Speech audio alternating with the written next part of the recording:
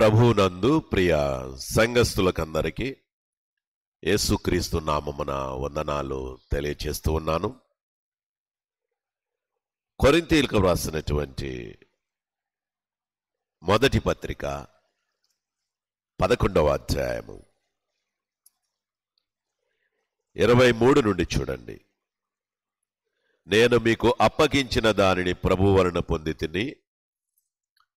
ప్రభు అయిన యేసు తాను అప్పగింపబడిన రాత్రి ఒక రొట్టెను ఎత్తుకొని కృతజ్ఞతాస్తుతులు చెల్లించి దానిని విరిచి, ఇది మీ కొరకైన నా శరీరము, నన్ను జ్ఞాపకము చేసుకున్నట్టుకై దీన్ని చేయడని చెప్పెను. ఆ ప్రకారమే భోజనమైన పిమ్మట ఆయన పాత్రను ఎత్తుకొని, ఈ పాత్ర నా రక్తము వలనైన క్రొత్త నిబంధన, మీరు దీనిలోనిది త్రాగునప్పుడెల్లా నన్ను జ్ఞాపకము చేసుకున్నట్టుకై దీన్ని చేయడని చెప్పాను. మీరు ఈ రొట్టెను తిని ఈ పాత్రలోనిది త్రాగునప్పుడెల్లా ప్రభువు వచ్చే వరకు ఆయన మరణమును ప్రచురించుదురు. ఆయన మరణమును ప్రచురించాలి. క్రైస్తవుడనేవాడు ఎప్పుడు కూడా ఆయన మరణాన్ని గుర్తు చేసుకోవాలి. అసలు ఆయన మరణాన్ని గుర్తు చేసుకోకుండా ప్రభువా నన్ను దీవించు, నన్ను కరుణించు, నన్ను కాపాడనే మాటలు కాదు. ఏ సమయంలోనైనా ప్రభువా నా కొరకే ఈ లోకానికి వచ్చావు, నన్ను ప్రేమించావు, నా పాపములు తీసివేశావు, నన్ను పరిశుద్ధిగా మార్చావు.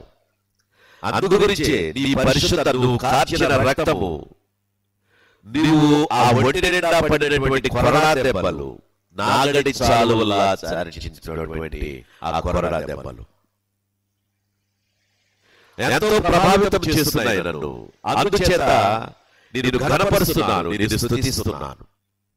అందుకే ఇక్కడ ఈ అధ్యాయంలో పౌలు గారు ప్రత్యేకంగా ప్రపంచమంతా తెలిసినటువంటి వాక్కులు, ప్రభు బలలో పాల్గొనడానికి ఎక్కువగా ఈ వాక్య భాగాలు చదివి తరువాత ప్రభు బలలో పాల్గొని ప్రభుని స్తుతిస్తూ ఉంటారు. అయితే ఆ అంశాన్ని తీసుకున్నాడు ఇక్కడ. ప్రభు వారు ఏమైతే చెప్పారో ఆ అంశాన్ని తీసుకొని అక్కడ పెట్టి ఏమంటున్నాడు? నేను మీకు అప్పగించిన దానిని ప్రభు వలన పొందితిని. ప్రభు అయిన యేసు తాను అప్పగింపబడిన రాత్రి ఒక రొట్టెను ఎత్తుకొని కృతజ్ఞతాస్తుతులు చెల్లించి, రొట్టెను ఎత్తుకొని కృతజ్ఞతాస్తుతులు చెల్లించి రొట్టెను తీసుకున్నారు. ఆయన స్తుతులు చెల్లించారు, తండ్రి వైపు చూశారు. తండ్రి వైపు చూసిన ప్రభు స్తుతులు చెల్లించారు, విరిచారు, రొట్టె విరిచారు, రొట్టె విరిచారు. రొట్టె విరిచి రొట్టెని ఎత్తుకొని కృతజ్ఞతాస్తుతులు చెల్లించి దానిని విరిచి, ఇది మీ కొరకైన నా శరీరం. ఎంత స్పష్టంగా దానిని విరిచి, ఇది మీ కొరకైన నా శరీరం, నా శరీరం ప్రభు అంటున్నారు. అదే ఆయన అన్నారు. అయితే అక్కడ చెప్తున్నారు కదా, ఇది మీ కొరకైన నా శరీరం. ఈ శరీరాన్ని ఇచ్చేవడం అంటే మంచిది కాదు. అయితే ఆయన ప్రభావితం చేసినటువంటి ఆయన చేతుల నుండి తీసుకొని, ఇదిగో ఆత్మ సంబంధమైనటువంటి విధముగా మీరు వెతుకుతున్నారు కదా, ఆత్మ సంబంధమైన ఫలాలతో మీరు బలముగా ఉన్నారు కదా, అందు గురించి నేను ఉంటేనే మీరు ఆత్మ సంబంధమైన ఫలాలు ఫలిస్తారు. కాబట్టి ఆ ఫలాలు ఫలించినప్పుడు మీరు నాతో మమేకమై ఉన్నారు కాబట్టి ఆ శరీరము మీదవుతుంది. అందుచేత ఇది విరిచి మీకు ఇస్తున్నాను, ఇది విరిచి మీకు ఇస్తున్నాను. అందు గురించి ఇక్కడ ఉన్నటువంటి విషయాన్ని గమనిస్తే, విరిచి వారికి ఇచ్చి, ఇది మీ కొరకైన నా శరీరము, నన్ను జ్ఞాపకము చేసుకున్నట్టుగా దీనిని జ్ఞాపకం చేసుకుంటున్నామా లేదా? ఎక్కడతో జ్ఞాపకం చేసుకుని ఆగిపోతామో, నేను జ్ఞాపకం చేసుకుంటాను, నేను చచ్చిపోతాను, వెళ్ళిపోతాను. మీరు జ్ఞాపకం చేసుకుంటున్నారు. మీ బిడ్డలు సండే స్కూల్కి వస్తారు, మీ బిడ్డలు నేర్చుకుంటారు, వారు జ్ఞాపకం చేసుకుంటారు. అలా ప్రభు సన్నిధిలో కూర్చొని మనము ఆయన స్తుతులు చెల్లించడానికి, ఆయన పునరుత్థాన దినం, ఆదివారము పునరుత్థాన దినం, తిరిగి లేచిన దినం. ఆదివారము మనం ఎందుకంటే ప్రభు మరణాన్ని గెలిచిన దినము, ఈ లోకాన్ని జయించిన దినము, పరలోకానికి వెళ్ళిన దినము, ప్రభు తండ్రి దగ్గరకు వెళ్ళినటువంటి, పరలోకములో ఆశ్రయించినటువంటి దినం. అందుచేత ఆయనని స్మరిస్తూ ఉన్నాం, ఆయన ఆరాధిస్తూ. నన్ను జ్ఞాపకము చేసుకోనండి, నా మరణాన్ని జ్ఞాపకం చేసుకుని, కొట్టిన కొరడా దెబ్బలు గుర్తు చేసుకోనండి. కొట్టిన కొరడా దెబ్బలు ఒక్కటి తక్కువ 40 కొరడా దెబ్బలు. ఆ కొట్టిన కొరడా దెబ్బలు, ఆ పైన మరలా వేసినటువంటి ఆ యొక్క గౌను, ఆ గాయాలు కనిపించకుండా ఆ కప్పినటువంటి ఆ యొక్క అంగి, ఆ లోపల గాయాలే, పచ్చి పుండ్లే. ప్రియమైన వాళ్ళ ఆలోచన చేయండి. దానితో 150 కేజీల బరువు ఉన్నటువంటి ఆ యొక్క సిలువను ఎత్తడం, సిలువను మోసుకు వెళ్ళడం, ఆ సిలువను ఆ పచ్చి ఒంటిపై, ఆ గాయాలు కలిగిన ఒంటిపై మతి చెదిరి ఆ యొక్క ముళ్ళు గుచ్చుకున్నటువంటి ఆ తల, అటువంటి స్థితిలో ఆ సిలువను మోసుకుని వెళ్ళడం ఎంత బాధాకరం. అందుకే ఇవన్నీ గుర్తు చేసుకోనండి. నీ కొరకే, నీ శ్రమలు కాదు, నా శ్రమలు కాదు, మన ఇబ్బందులు కాదు, ప్రభు శ్రమలు, ప్రభు శ్రమలు. అందుకే ఆయన గుర్తు చేసుకోవడానికి ఇది చేయడని చెప్పాడు. ఆ ప్రకారమే భోజనమైన పిమ్మట ఆయన పాత్రను ఎత్తుకొని, ఈ పాత్ర నా రక్తము వలన కృత నిబంధన, మీరు దీనిలోని త్రాగునప్పుడల్లా నన్ను జ్ఞాపకము చేసుకున్నట్టు. ఈ పాత్రలో ఏమన్నది? నా రక్తము వలన క్రొత్త నిబంధన. ప్రభువు చెప్పినటువంటి మాటలు, పరలోకానికి వెళ్ళడానికి ఆయన చెప్పినటువంటి మాటలు, దానిని మీరు గుర్తు చేసుకోనండి. యేసు క్రీస్తు రక్తము ప్రతి పాపము నుండి మనలను పవిత్రులుగా చేస్తుందనే మాటను మనము గుర్తు చేసుకొని, ఆయన పరిశుద్ధ రక్తము ద్వారా పాప విమోచన జరిగింది. కాబట్టి ప్రభువా, ఎంతటి గొప్ప భాగ్యం. తీయగా ఉందని చప్పరించడం కాదు, కమ్మగా ఉందని దాన్ని తీసుకోవడం అని కాదు. ప్రభు యొక్క రొట్టెను తీసుకుంటున్నప్పుడు నీ ఒళ్ళు తెల్లదరించాలి. ప్రభువా, పాపినైన నన్ను, పాపము జీవితం నుండి నన్ను ప్రత్యేకపరిచి, పాపములో పుట్టి పాపములో పెరిగి పాపములో చచ్చిపోయే నన్ను వెలుగులోకి తీసుకొచ్చావయ్యా. నీ గాయము గల హస్తముతో నన్ను ముట్టుకున్నావయ్యా, నన్ను పట్టుకున్నావయ్యా, నన్ను తీసుకొచ్చి చేర్చుకున్నావయ్యా. అందును బట్టి నేను స్తుతిస్తున్నాను. లేకపోతే నేను పాపములో పుట్టి పాపములో పెరిగి ఈ రక్షణ లేకుండా చచ్చిపోతే నిత్య శిక్షకు వెళ్ళిపోయేవాడిని, నిత్య శిక్షకు వెళ్ళిపోయేవాడు. కాబట్టి ప్రభువా, నేను స్తుతిస్తున్నాను, నిన్ను కనపరుస్తున్నాను, నిన్ను ఆరాధిస్తున్నాను అని ప్రభువుని వేడుకోవాలి. అందుకే ఇక్కడ ఆయన చెప్పిన మాట ఏమిటంటే, అప్పగింపబడిన రాత్రి ఒక రొట్టెను ఎత్తుకొని కృతజ్ఞతాస్తుతులు చెల్లించి దానిని విరిచి, ఇది మీ కొరకైన నా శరీరము, నన్ను జ్ఞాపకము చేసుకొనుటకై దీనిని చేయడని చెప్పెను. ఆ ప్రకారమే భోజనమైన పిమ్మట ఆయన పాత్రలోని ఎత్తుకొని, ఈ పాత్ర నా రక్తమున క్రొత్త నిబంధన, మీరు దీనిలోని త్రాగునప్పుడెల్లా నన్ను జ్ఞాపకము చేసుకొనుటకై దీనిని చేయడని చెప్పాను. కాబట్టి మీరు ఈ రొట్టెను తిని ఈ పాత్రలోని త్రాగునప్పుడెల్లా ప్రభు వచ్చు వరకు ఆయన మరణమును ప్రచురము చేయుదురు. మీరు ఈ రొట్టెను తిని ఈ పాత్రలోని త్రాగునప్పుడెల్లా ప్రభు వచ్చే వరకు కూడా ఏమి చేస్తారు? ఆయన మరణాన్ని ప్రచురము చేస్తారు, ఆయన మరణాన్ని ప్రచురము చేస్తారు. ఇప్పుడు మనం అందరము కూడా ఆయన మరణాన్ని ప్రచురము చేస్తున్నాం. ఈ సౌండ్ సిస్టమ్ బయటకు వినిపిస్తూ ఉంటుంది కదా, లోకంలో ఉన్న బిడ్డలు బయట ఉంటారు కదా, వారు వింటూ నిజముగా ప్రభు నా కొరకేనా, నా కొరకేనా, నా కొరకేనా, ప్రతి ఒక్కరు కూడా బయట వింటున్నటువంటి వారు కూడా ప్రభు నిజంగా పరిశుద్ధ రక్తము ద్వారా పాప విమోచన జరిగిందా? అవును, ప్రతి ఒక్కరిది. దీని ద్వారా మనం ఏం చేస్తున్నాం? ఆయన మరణాన్ని ప్రచురిస్తున్నాం. ఆయన మరణాన్ని ప్రచురిస్తున్నాం. ఆయన కొరకు జీవించేటటువంటి విధంగా ఆయన బలలో పాల్గొనే విధంగా మనం బలపడుతూ ఉన్నాం. ఇది గొప్ప విషయం కదా. కాబట్టి ఈ విధంగా ఇక్కడ వాక్కులు, అందుకే ఈ పాత్రలోనిది తాగునప్పుడల్లా ప్రభు వచ్చే వరకు ఆయన మరణమును ప్రభు తీర్చుదని చెప్పేసి అంటున్నాడు. ఇక్కడ చూడండి 10వ అధ్యాయంలో 21వ వచనంలో చూడండి, 10వ అధ్యాయం 21వ వచనంలో, మీరు ప్రభు పాత్రలోని దయ్యముల పాత్రలోనిది కూడా త్రాగనేరరు. అవునా? ప్రభు పాత్రలోనిది దయ్యముల పాత్రలోనిది త్రాగనేరరు. చాలా మంది అసలు ప్రభు వల్ల ఒకవేళ రొట్టె ద్రాక్షరసం అంటే అది ఎట్లా ఉంటుందంటే అందరికీ పంచిపెట్టే విధానం కూడా జరుగుతుంది. ఇది చాలా బాధాకరం. అందుకే ఇక్కడ అంటున్నాడు, దయ్యముల పాత్రలోనిది దేవుని పాత్రలోనిది మీరు త్రాగి అపవిత్రులైపోతారా? అందుకే ఇక్కడ చెబుతున్నాడు, ప్రభు పాత్రలోనిది దయ్యము పాత్రలోనిది కూడా త్రాగనేరరు.